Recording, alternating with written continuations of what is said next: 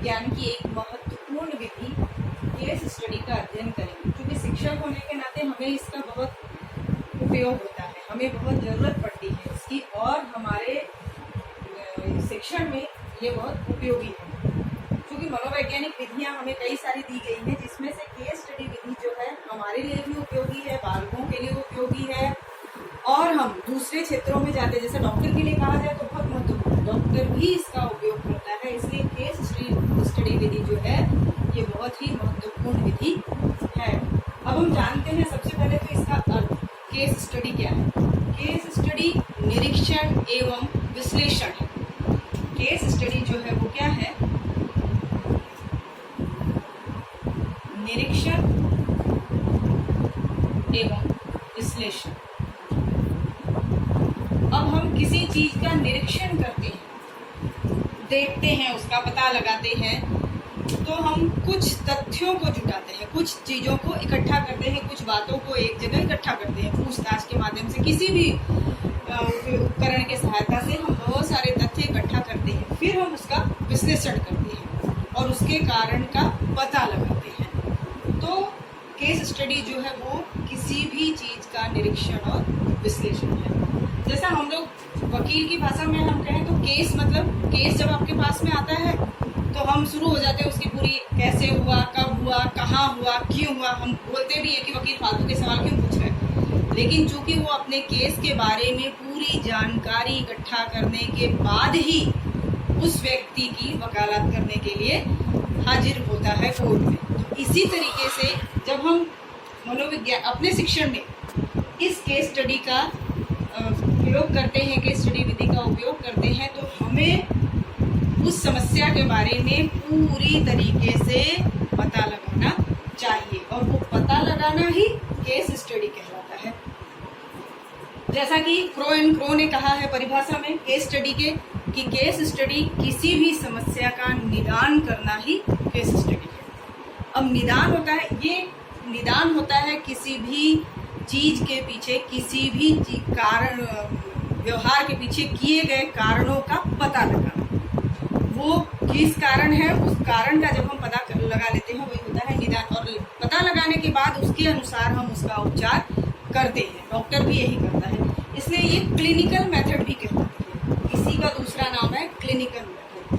अब साइकोलॉजी में इसका हम उपयोग अपने शिक्षण कार्य में, जो मनोविज्ञान ने हमें अपने शिक्षण कार्य में उपयोग करने के लिए किया है, तो इसकी कुछ अवस्थाएं दी है। चूंकि इसका प्रॉपर कोई चरण नहीं है, कोई विधिवत इसके ये फॉर्मूले नहीं दिए गए कि ये फॉर्मूला है, इसके अंतर्गत आप इस विधि का उपयोग कर लीजिए, नहीं। लेकिन फिर भी एक आधार मान के हम कुछ चरणों के अंतर्गत केस स्टडी विधि का हम उपयोग करते हैं, जिसमें है पहला है किसी जिस बालक की केस स्टडी कर रहे हैं। क्योंकि हम शिक्षण कार्य में ही इसका उपयोग करेंगे, हम शिक्षक होने के नाते हम शिक्षण को ही लेकर के बातें करते हैं। तो अगर हम किसी बालक का अध्ययन कर रहे हैं, केस स्टडी मेथड से उसका अध्ययन कर रहे हैं, तो उसके बारे में कुछ सूचनाएं हम एकत्रित करते हैं। तो पहला उसका जो चरण होता है वो होता है उसकी परिचयात्मक सूचना, या सामान्य विवरण भी हम इसको कह सकते हैं। इसमें उसका नाम, उसके पिता का नाम, उसकी आयु, उसका वर्ग, उसकी भाई बहनों की संख्या, ये सारी उसके परिवार में स्थिति, इन सभी चीजों का हम परिचयात्मक सूचना के अंतर्गत अध्ययन करते हैं, पता लगाते हैं, उसका विवरण हम लिखते हैं। दूसरा है इसकी गत इतिहास। इसमें ध्यान रखिएगा, हम बालक का नाम, आयु,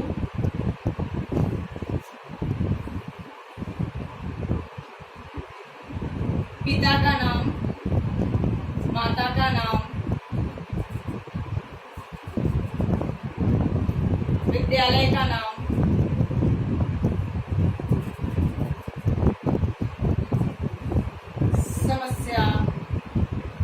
समस्या का मतलब ये नहीं है कि कोई भी समस्यात्मक बालक ही आपके सामने हो। चूंकि हम जब किसी चीज का अध्ययन करते हैं ना, किसी चीज की खोज करते हैं, तो हमें कोई ना कोई टॉपिक की आवश्यकता होती है, और वो जो टॉपिक होता है उसी को हम अपनी भाषा में, अपने शिक्षण की भाषा में हम समस्या कहते हैं। तो समस्या जरूरी नहीं कि वही हो जो आपके लिए प्रॉब्लम दे। नहीं, नकारात्मक वे में ही समस्या नहीं होती है, वो किसी भी तरीके की समस्या हो सकती है। तो ये समस्या ऐसी तमाम चीजों का जो उसके परिचय को देती है, वो सारी चीजों का हम अध्ययन जो है परिचयात्मक सूचना के अंतर्गत करते हैं। दूसरा है गत इतिहास। गत इतिहास में उसके जन्म के समय बालक जब पैदा होने वाला था उस समय क्या उसकी माँ का स्वास्थ्य कैसा था, उसकी माँ स्वस्थ थी, जब पैदा हुआ तो उसे कोई रोग तो नहीं था, जिस आयु में वो है वहां तक आने के बीच में उसे किसी गंभीर बीमारी ने तो ग्रसित नहीं किया, या फिर उसके भाई बहनों के साथ उसका व्यवहार कैसा है, ये कैसा था, ये सारी चीजें जो है हम अध्ययन करते हैं। क्योंकि सर्वेक्षण है, ये सर्वेक्षण जो होता है वो वर्तमान दशा का होता है। ये ध्यान रखिए, सर्वे जब हम करते हैं तो वर्तमान स्थिति का करते हैं, जबकि केस स्टडी में क्या होता है, हम वर्तमान दशा का अध्ययन करने के लिए इतिहास को आधार बनाते हैं, बालक के इतिहास को आधार, तभी इसका नाम व्यक्ति इतिहास विधि भी है। तो हम कर तो उसके वर्तमान दशा का अध्ययन है कर रहे हैं, लेकिन आधार क्या बना रहे हैं, उसकी बीती हुई जिंदगी को, जिस आयु तक वो आया है उसमें क्या क्या चीजों को उसने फेस किया है, कौन कौन सी प्रॉब्लम देखी है या कौन कौन सी अच्छाई, वो सारी चीजों का विवरण जो है हम गत इतिहास में करते हैं। और तीसरा जो है उसका है वर्तमान स्थिति।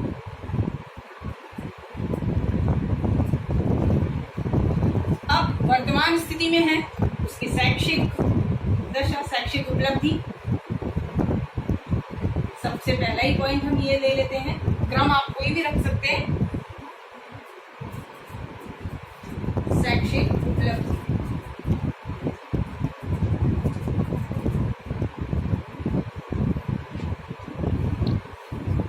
माता पिता के साथ संबंध कैसा, विद्यालय में शिक्षकों के साथ संबंध,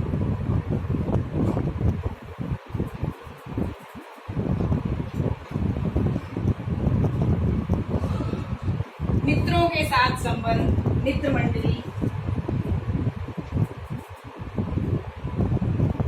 ऐसे करके हम वर्तमान स्थिति का उसका अध्ययन करते हैं। इसमें खेल कूद में वो कैसा, जितनी भी आपको उसकी वर्तमान दशा का जो जो बातें आपको अध्ययन करने में, विश्लेषण करने में, निरीक्षण करने में प्राप्त हो, उन सभी चीजों को हम वर्तमान स्थिति में लेते हैं। अब चूंकि जब ये सारी चीजें हमें एकत्रित हो जाती हैं, मिल जाती हैं, तब हमें पता चलता है, अब हम उसका विश्लेषण करते हैं। इन सभी चीजों में हम तालमेल बिठाते हैं।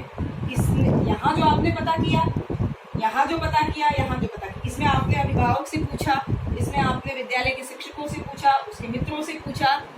पूछने के लिए आप किसी भी उपकरण का उपयोग कर सकते हैं। मनोवैज्ञानिक उपकरण बहुत सारे हमें मिले हैं, किसी भी उपकरण का उपयोग, जो कि प्रश्नावली का अधिकतर उपयोग करते हैं, करके आप कुछ प्रश्नों को के माध्यम से उसके बारे में पता करते हैं। अब जो उत्तर हमें मिलता है, सभी को एक साथ मिला करके हम देखने की कोशिश करते हैं कि आपस में क्या संबंध है। जब हमें कुछ कुछ बातें सामने निकल कर आती हैं उससे, तो हम उसको विश्लेषण करने के बाद लिखते हैं।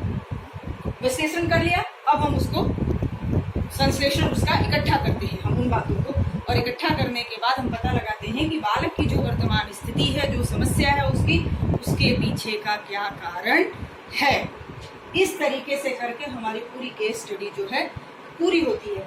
जब ये पूरा काम हो जाता है, जब आपको समस्या का ये सारी चीजें जब इतने गहनता से आप अध्ययन करते हैं, तो अवश्य आपको बालक के किए गए व्यवहार के पीछे के कारण आपको पता लगेंगे। और जब ये आप पूरी गहनता से उसका अध्ययन करते हैं, तो आप उसको एक अच्छा उपचार देने में सक्षम हो जाते हैं। एज ए शिक्षक, एज ए मार्गदर्शक, आप अच्छे से अच्छा उसको मार्गदर्शन उसका कर सकते हैं, और जिससे उसके समस्या का उपचार हो सके। अब इस केस स्टडी को करने के पीछे इसका कुछ लाभ है, तो कुछ इसकी हानियां भी है। हम उपयोग किसके ऊपर करते हैं, सबसे पहले हम जान लेते हैं इसका उपयोग कहाँ कहाँ हम कर सकते हैं। हम शिक्षा के अंतर्गत देखते हैं तो ये मंद बुद्धि बालकों के लिए,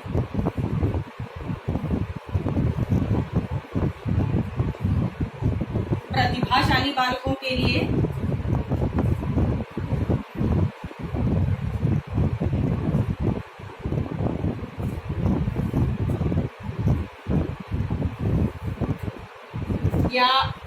किसी समस्या से ग्रसित बालक के लिए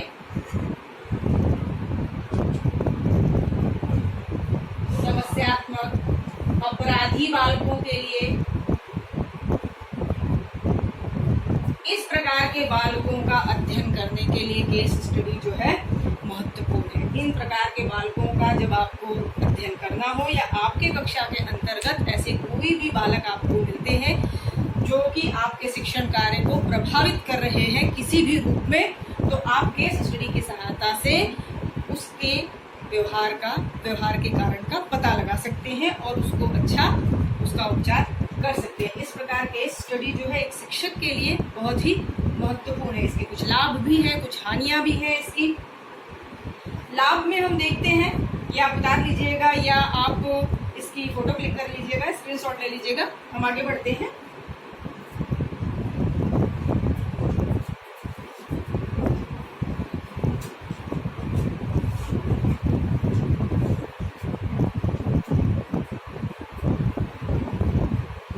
हम लाभ में देखते हैं केस स्टडी के लाभ। इसकी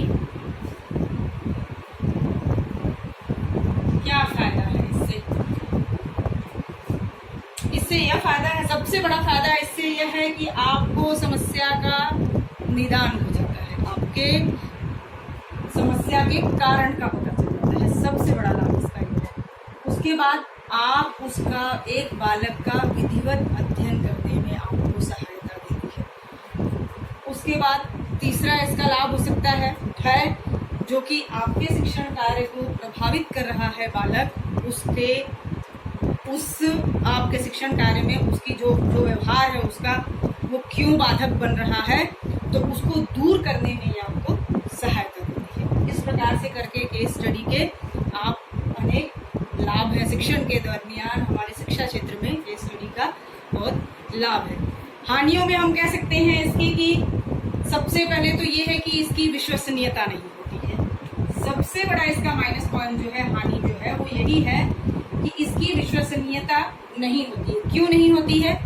क्योंकि जैसे मैं केस स्टडी कर रही हूँ और मेरा कोई सगा संबंधी क्लास के अंतर्गत है, तो हो सकता है कि मेरे करने में कुछ पक्षपात हो जाए, या मेरा कोई फेवरेट स्टूडेंट है, मैं उसकी कर रही हूँ, तो अगर दूसरे शिक्षकों ने या उसके मित्रों ने कुछ नकारात्मक टिप्पणी दी या नकारात्मक बातें उसके बारे में बताई, तो मेरे मन में थोड़ा कहीं ना कहीं वो फेवरिज्म वाला तत्व जो है जागृत हो जाएगा और मैं पक्षपात कर सकती हूँ। इसलिए इसकी विश्वसनीयता का अभाव होता है। दूसरा ये होता है कि माँ बाप जो होते हैं वो असल तथ्यों को छुपा जाते हैं। माँ बाप नहीं, शिक्षक भी, मित्र मंडली भी, जो वास्तविक चीजें होती है ना उसको छुपा लेते हैं, वो नहीं बताते हैं, क्योंकि उन्हें लगता है पता नहीं क्या होगा इससे आगे, अब ये तो कई दूसरी बात होगी, इसको शायद यहाँ नहीं बताने जैसा है। ऐसे कई बार होता है कि वास्तविक जो चीजें होती है उसको हम छुपा लेते हैं, तो वहां पे वो जो वास्तविक तथ्य है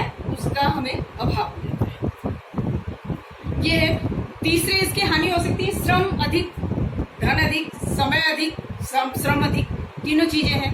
आप एक दिन में, 2 दिन में तो इसको कर नहीं सकते, 4-5 दिन, 7 दिन, 10 दिन, कहीं हो सकता है महीने भर भी लग जाते हैं, तो इसलिए इसमें समय भी अधिक लगता है, हमारा श्रम और समय अधिक लगता है। इस प्रकार इसके कुछ लाभ हैं, कुछ हानियां भी है। केस स्टडी का शिक्षा जगत में बहुत ही महत्वपूर्ण उपयोग है, बहुत ही महत्वपूर्ण स्थान है, और चूंकि प्रतियोगी परीक्षाओं के दृष्टिकोण से देखिए तो केस स्टडी आजकल बहुत ही, जैसे सीटेट है और दूसरे एग्जाम में उसमें किन्हीं रूपों में पूछ देते हैं। जैसे इसके प्रतिपादक कौन है? इसके प्रतिपादक जो है